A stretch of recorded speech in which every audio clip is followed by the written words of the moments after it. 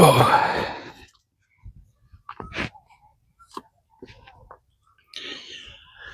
Hello my lovelies, and welcome back to Allotment of the Dead. So I thought today I would plant up one of my aubergines. Now I've had this idea for the last couple of years since I went up to Malvern in the autumn show.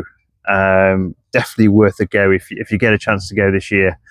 Absolutely fantastic place to go and visit, especially for the giant vegetables. I mean, if you can walk into a place and see a pumpkin as big as Cinderella's carriage, it's an amazing thing to see. A lot of these kind of fruits and vegetables, enormous things, really long carrots, parsnips, all those sort of things. I don't know even how they managed to get them out of the ground sometimes. But one of the things I saw was quite a large aubergine, and the aubergines were, I think they were relatively normal varieties. I don't think they actually said what the variety was, but I thought I could try that. I'm going to try and grow myself a really big aubergine. And I know the variety I've chosen, they are known for growing really big aubergines. So that's what I'm planning on doing, and I'm going to do it in a pot. I've given myself some space in the other polytunnel I've got a tray out at the back of the polytunnel where my chili grows are, and I'm going to put this here mainly because if you put a bare earth pot potentially on bare earth, if you put a pot on bare earth, before long all manner of slugs, snails and ants will move in. And if you get ants moving in, yeah, the soil, somebody's got a nice car. So the soil for the next year will be absolutely fantastic. I don't know, even I'd take that to the garage if that was my car. Oh well. So the soil for the following year will be fine, but for this year, the problem with ants, and ants they are beneficial creatures. They do things like break the soil up. They get rid of some pests, but they also are known for farming aphids. They also can tunnel out underneath your plant, and they can actually make it so that the roots aren't in contact with soil anymore. There's air pockets around the roots and things like that. And I've had umpteen arguments with people about ants and kind of some of the worst things that potentially they can do to your plants, as well as the beneficial things. I mean, yes, they will basically probably eat all manner of different things that are going to attack your plants. They're not going to eat slugs. They're not going to eat snails. And for me, they're more of a nuisance.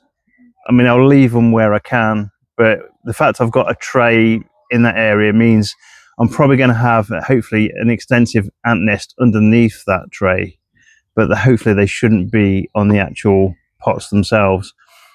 Because what normally happens is that anywhere where the earth is slightly warmer, and it's going to be underneath a tray, especially when I've potentially got water or something like that inside it,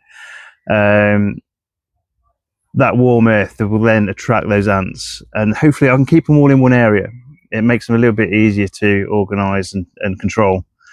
Again, famous last words. It could be that they just spread sideways and I have the biggest ant colony in the world in my polytunnel. I don't want that to happen, because I've got quite a lot of my new variety super hot chilies up there, like Deadpool, Testanero chocolate and things like that up there, Starscream.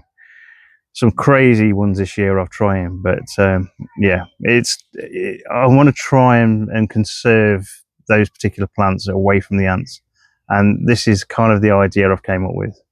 We'll see what happens. It'll either work or it won't.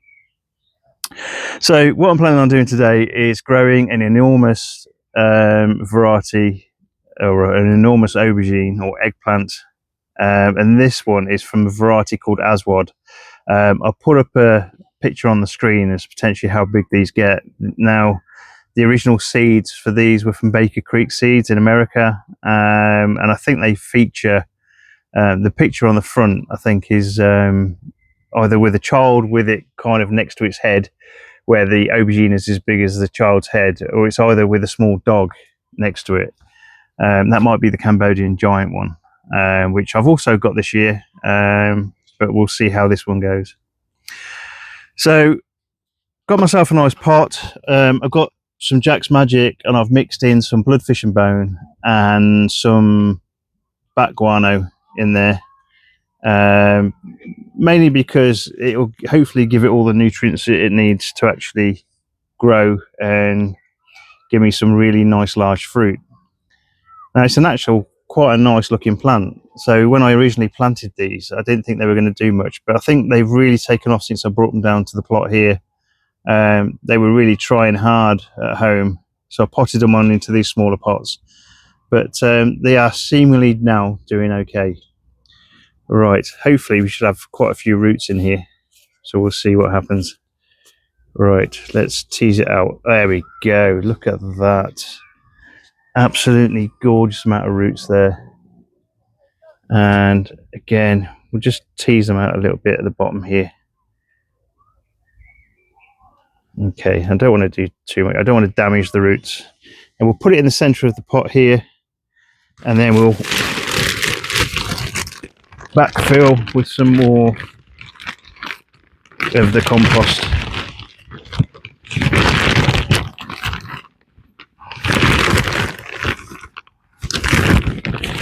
I'm probably going to get it all over the bark chippings here, but it's all good.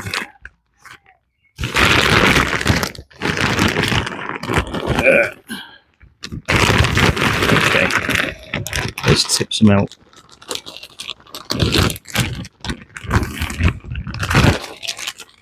Okay.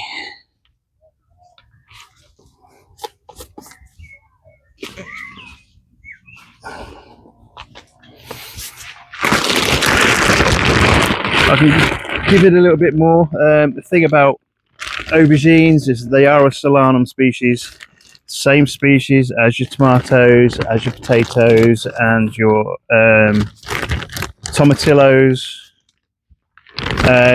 So they won't mind being buried a little bit deeper when you plant them up. Gives them a bit more stability as well. But I'll try and put a nice stick in with this as well, just to give it a bit of support. If you can imagine quite a large fruit growing on this plant, it's going to look as if it's got, or it's going to need that extra support when the fruit starts growing. I think one of the things that you can do, I mean, if it actually sets multiple fruit, one of the things you can do is take everything off except one, and hopefully try and cultivate that into a really large fruit. I'll give it a go with this. I think I might do that, and we'll see how big it gets.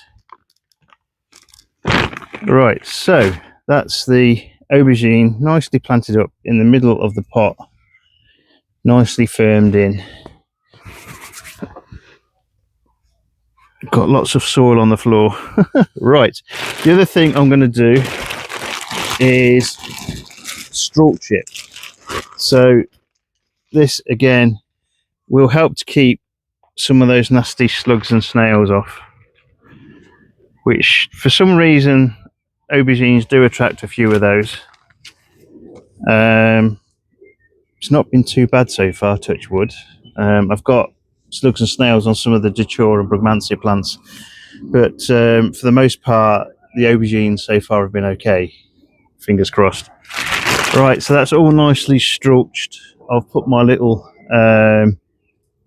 label in there just to show what it is, because this plant looks a lot like the brugmansia. I'll put the picture of my brugmansia plant on here, and you can see how similar these look.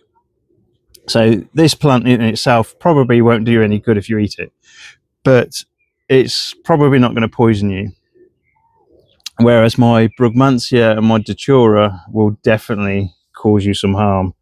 So again, when you're growing poisonous plants, which is, I do that a lot.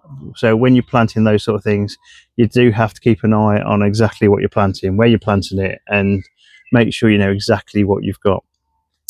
Right, so that's my aubergine plant for this year, my big one. I've got another load of aubergines I'm going to put in the ground, I'm going to dot them all around in pots and things like that, I think. Maybe put a couple in the aubergine house, or sorry, jalapeno house.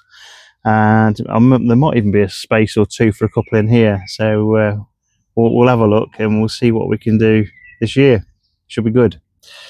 Right, that's my aubergine then for the large, massive aubergines, and we'll see how we go. Right, we'll see you on the next video, guys. All the best. Take care. Bye bye.